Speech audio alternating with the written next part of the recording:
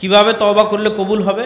2 রাকাত সালাত ওযু করে 2 রাকাত সালাত আদায় করে আল্লাহ সুবহানাহু ওয়া তাআলার নিকটে স্পেশালি সূরা ফাতিহা পাঠ করে, দরুদ শরীফ পাঠ করে, আল্লাহর প্রশংসা করে, নবীর উপর দরুদ পড়ে কায়মন বাক্যে তওবা করতে হবে। আল্লাহ সুবহানাহু ওয়া তাআলা তওবা কবুল করবেন। সালাতে কোরআন তেলাওয়াত অশুদ্ধ হলে সালাত হবে কি? কোনো সমস্যা হবে না আশা করি, যদি অর্থ পরিপূর্ণ বিকৃত না হয়ে যায়। শুক্রবার সালাতের পর সবাই মিলে হাত তুলে দোয়া করা যাবে কি? জি না, যাবে না। রমজান মাসের তারাবির সালাতের পর জামাতের সাথে বিতির সালাত, জাযাকাল্লাহ খায়ের। কোরআনের দোয়া লিখে তাবিজের ভিতর রেখে গলায় পড়ি। দোয়াটি তাবিজে যেন পানিতে ভিজে না যায়। কোরআনের দোয়া লিখে তাবিজ সম্পূর্ণরূপে শিরক। রমজান মাসের অগ্রিম শুভেচ্ছা। ইসলামে এই বিষয়ে কোনো বিধান আমার জানা নাই।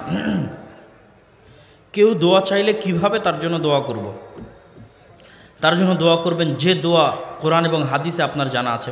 আল্লাহুম্মা বারিক লাহু, আল্লাহুম্মা বারিক ফি মালিহি, ঠিক আছে, ওয়া ওয়ালাদিহি, এভাবে তার বরকতের দোয়া করবেন। বা বারাকাল্লাহু ফিকুম, জাযাকুমুল্লাহু খায়রান, যে কোনো কিছু দোয়া করতে পারেন। সেহরি না খেলে সিয়াম হবে কি? অবশ্যই সিয়াম হবে। রমজান মাসে দান করলে বেশি সওয়াব পাওয়া যায় অবশ্যই, কেন রমজান বরকতের মাস। সিয়াম অবস্থায় খারাপ কথা বললে সিয়াম ভেঙে যায় কি? সিয়াম ভেঙে যায় না, তবে নেকি কমে যাবে। আমি যদি মারা যাই, আমার পরিবারের করণীয় কি? আপনার পরিবারের করণীয় দ্রুত কাফন দাফন করে সঠিক পদ্ধতিতে আপনাকে মাটি দেওয়া, আপনার জন্য দান করা এবং আপনার জন্য দোয়া করা। সিয়াম থাকা অবস্থায়, মরা অবস্থায় সিয়াম রাখবো না ছেড়ে দেব? মরা অবস্থা নাকি এরকম লিখেছে নাকি? যদি মরা অবস্থা হয় তাহলে আপনি ফিদিয়া দিবেন। আপনার পক্ষ থেকে আর একজনকে প্রতিদিনের একজন মিসকিনের খাবার দিবেন, 100 কেজি চাউল। মাগরিবের আজানের পর সুন্নাত সালাত আছে কি? আছে, পড়তে পারেন। কবরস্থানে চলাচলের জন্য রাস্তা করা যাবে কি? কবরের উপর দিয়ে করা যাবে না, কবরের আশপাশ দিয়ে করা যেতে পারে। যদি কেউ ধীরে ধীরে বই পুস্তক নিতে চান, হাতের ডান পাশে আছে মাসিকাল ইতিসাম সহ সকল বই পুস্তক। রমজান মাসে স্ত্রী তালাক দেওয়া যাবে কি? কোনো সমস্যা নেই। 24 ঘন্টা আল্লাহর দিন রাত 30 দিন 12 মাস স্ত্রীকে তালাক দেওয়া যাবে। শুধুমাত্র যখন তার হায়েজ অবস্থা, তখন তালাক দেওয়াটা বেদাত শরীয়তের দৃষ্টিতে। আমার বন্ধুর মুদির দোকান আছে, সে টাকা চায় তার ব্যবসার জন্য, বলে তোমাকে প্রতি মাসে 1000-এ 5 টাকা করে লাভ দিব, এটা সুদ।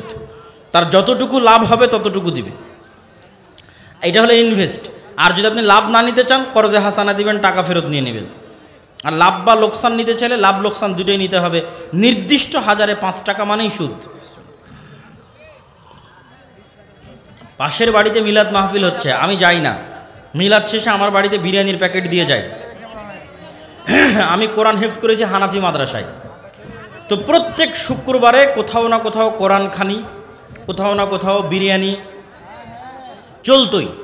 তো ছাত্ররা এত শৌকের সাথে, এত আগ্রহের সাথে বিরিয়ানি খেতে যেত, তো ওরা আশ্চর্য হতো যে আমি কেন যাই না, মানে এত সুস্বাদু খাবার মানুষ ছাড়ে।